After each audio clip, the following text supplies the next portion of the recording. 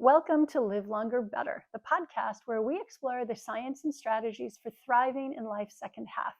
I'm patient advocate Leslie Kenny, and each week I'm joined by Professor Sir Muir Gray, one of the world's leading experts on healthy aging. Together, we'll unpack the mindset shifts, daily habits, and medical insights that help us live not just longer, but better.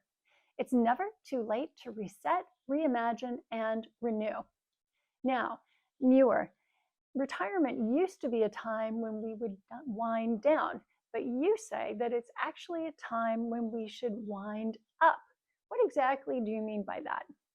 One approach is to change the name retirement to renaissance, because at the point of what's currently called retirement, your expectation of life is about 30 years, so you should assume you're going to reach your 90s.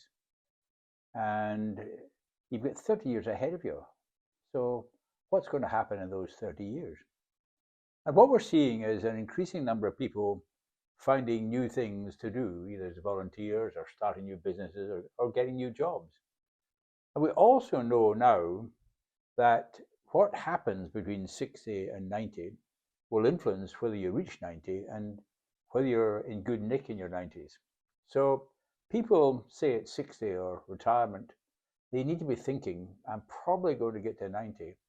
And what I do between now and 90 will influence the quality of my life in the 90s. The NHS has a contribution to make, but the most important thing is what you do in adapting to and changing the environment that you live in and changing what we call the lifestyle. So we now know it's a time for shifting up a gear as opposed to shifting down a gear. You talk about the third age, that period after full-time work but before decline. How should people think about designing that phase of their life?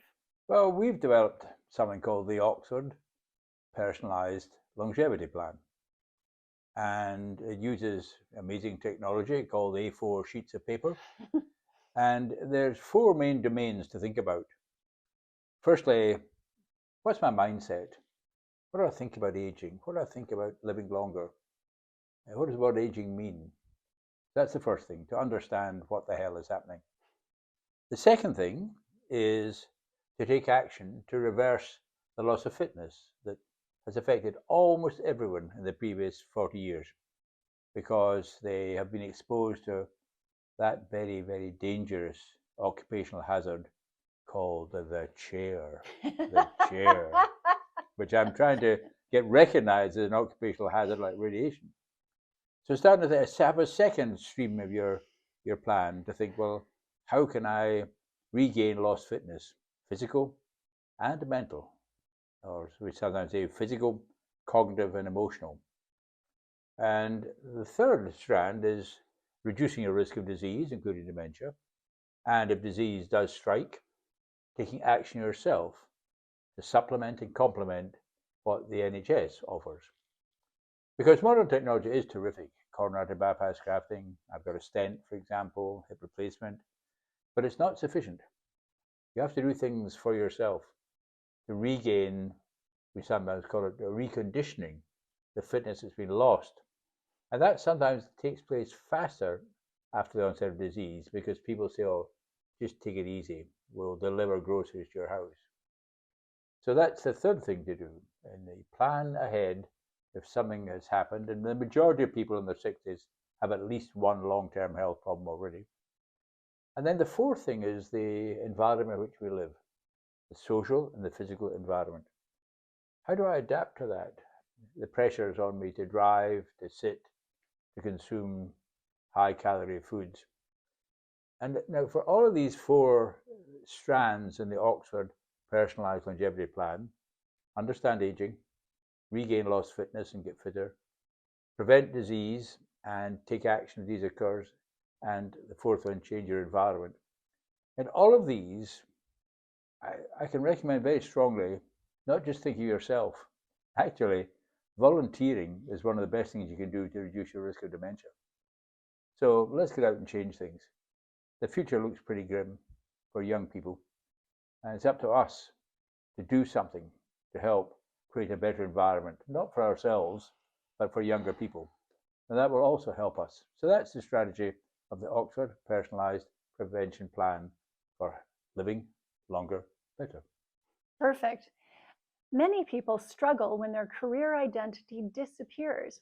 How can they rediscover purpose or contribution beyond work? Yes, the Japanese have this very interesting word called ikigai. Camilla Cavendish writes about this in her book called Extra Time. And it does seem in the countries in which people live well in their 60s, 70s, 80s, and 90s that a sense of purpose is very important. And the Japanese word is ikigai. I'm sure I'm not translating it exactly, but the word ikigai is there. So purpose, what purpose do we have? And at work, you have a purpose. May just be turning up or maybe doing things.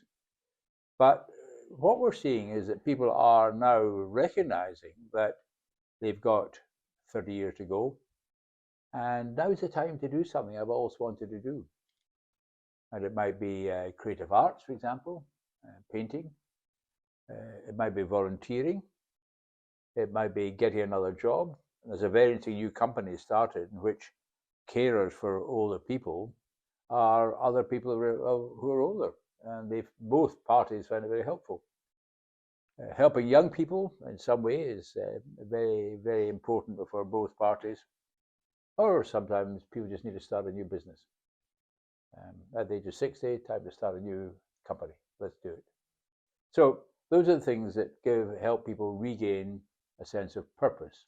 And those will all help you live longer, better, and compress that period at the end of life when you're dependent on others for the basic tasks of life, like getting to the toilet in time. If someone's listening and thinking, I have no idea where to start, what's one simple way to begin building a new life portfolio for their third age? Probably the simplest thing is this issue of fitness, mental and physical fitness, because the easiest equipment is the pavement outside your house. So trying to walk briskly 30 minutes a day. But you need to think of different aspects of fitness. We sometimes talk about the 4 S's: strength, stamina, suppleness, and skill. So that's the simplest thing to do. And then you can take time to reflect on, am I reducing the risk of disease? Am I understanding what's happening to me more? And I think that's probably the simplest thing that you can do. But it's very important to remember that fitness is not only physical. And we use the term brain ability. And taking action, not only to reduce the rate at which your brain ability falls, but actually to increase it. But this is part of what we need to do to tackle ageism. The belief that your brain is winding down all the time from about 40 on. And we now know that their quick decision making, for example, is not so good. Short-term memory goes down. My short-term memory is hopeless, absolutely hopeless. But actually you get better at complex decisions.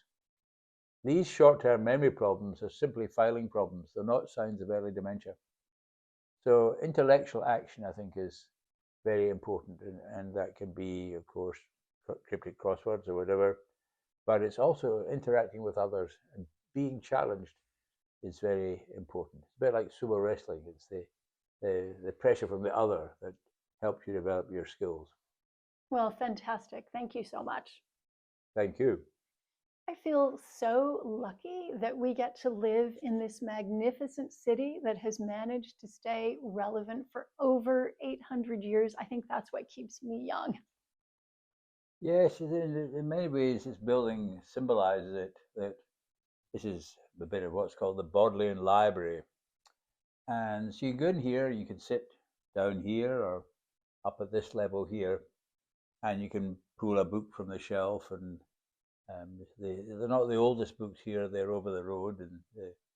But also within here, you can have a look and see what they're doing in Harvard, because there's a thing called the internet. So what Oxford's done very cleverly is to play the card of, we've been here a long time and this is all stable.